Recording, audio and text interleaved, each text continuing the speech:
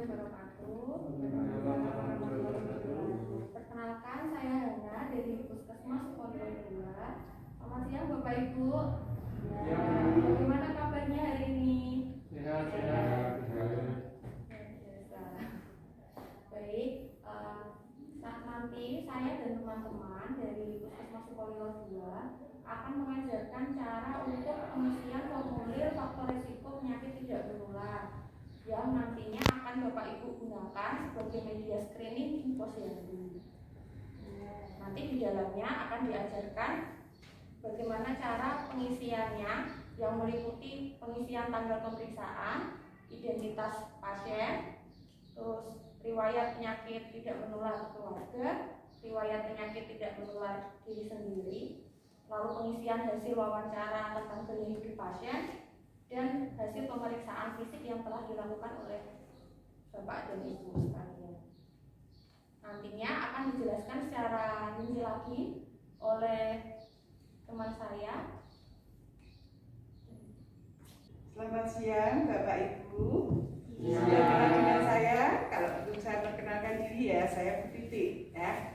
Saya nanti seperti yang tadi disampaikan teman saya Hana, bahwa pada siang hari ini akan ada pengisian formulir ya, di mana formulirnya ini akan berguna nanti ketika Bapak Ibu ya di posyandu prima ya, itu nanti ada mengisi formulir untuk screening. Nanti kan pada akhirnya nanti kan pasien yang datang akan dengan data dan hasil-hasilnya nanti apabila ada masalah kan dirujuk ke puskesmas. Nah ini saya bagikan ya formulirnya biar diperhatikan satu-satu, oke?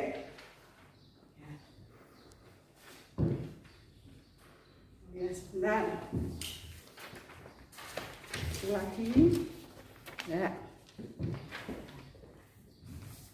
Hari Bapak Ibu memperhatikan yang pertama, kolom pertama itu ya berisi tanggal pemeriksaan. Sudah paham ya?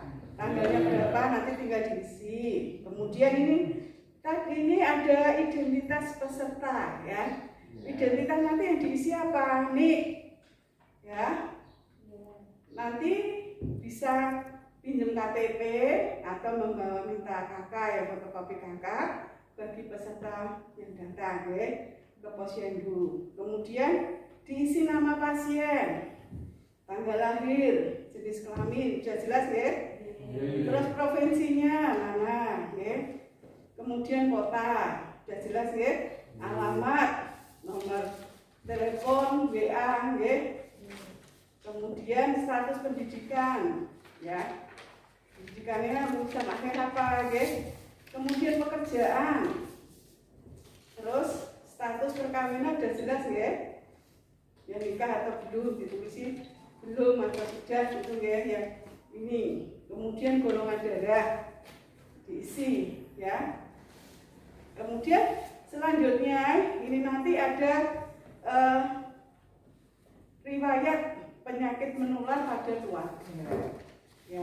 Ini nanti jangan tanyakan ada enggak, misalnya ini kok ada riwayat 1, 2, 3 ya, yang isinya gimana. Misalnya ada keluarga yang satu orang itu ada riwayatnya punya 1, ada hipertensi atau darah tinggi, ada diabetes atau kencing manis ya, ada jantung ya ditulis 1, 2, kalau enggak ada ya enggak usah ditulis ya.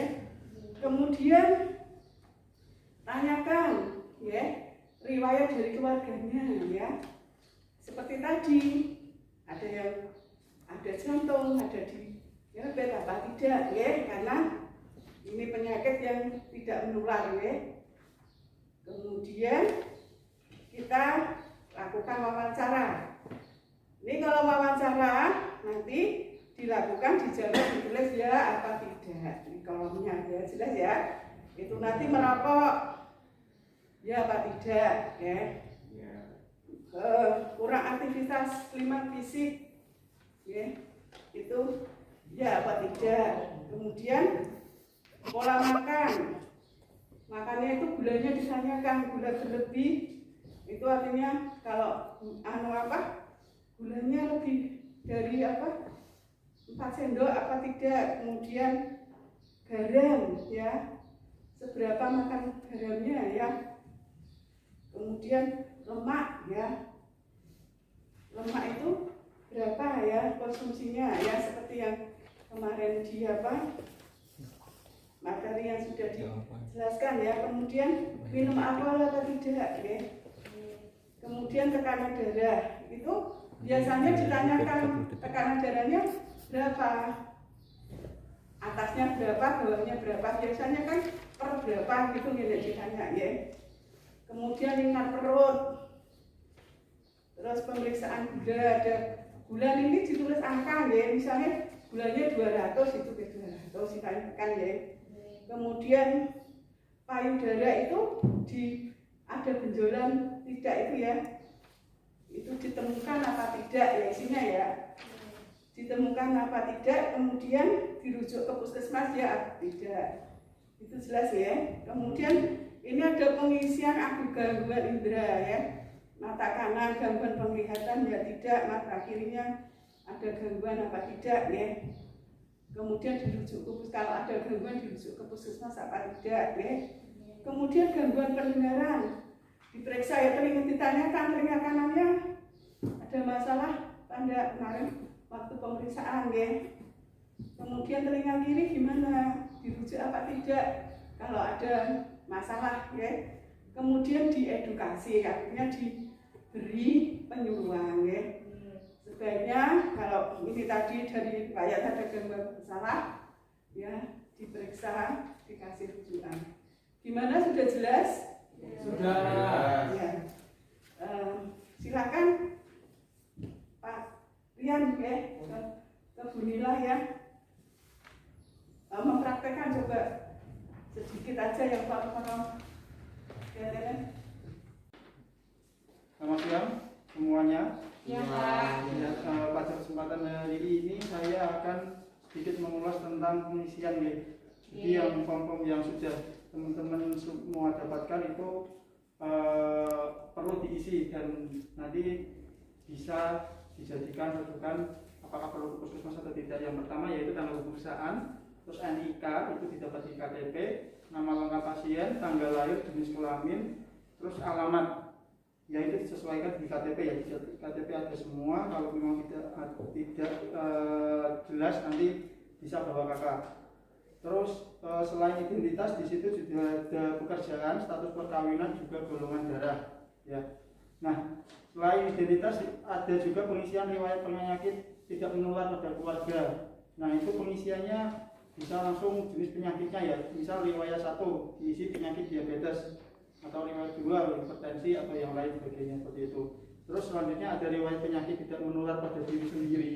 Kalau dari tadi yang keluarga, kalau sekarang yang diri sendiri.